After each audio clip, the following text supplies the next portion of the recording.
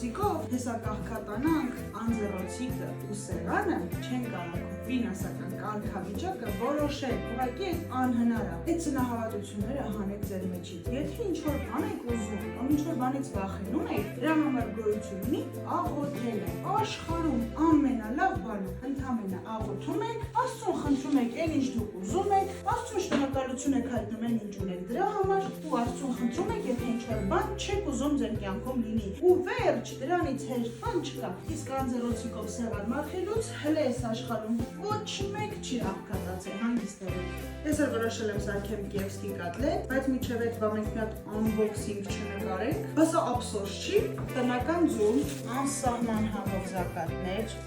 սա ես իմ կիսուրի հետ եմ սարքել, սոխ, հազար, մանիչ, թեթու, տոմատ, կամպոտներ աժիգամ, հավիդոշ, լավաշ ու կաթ։ Գնացինք կոտլետները սարքելու։ Մեկ էլ մամայիս տնից գողացել եմ կանաչի։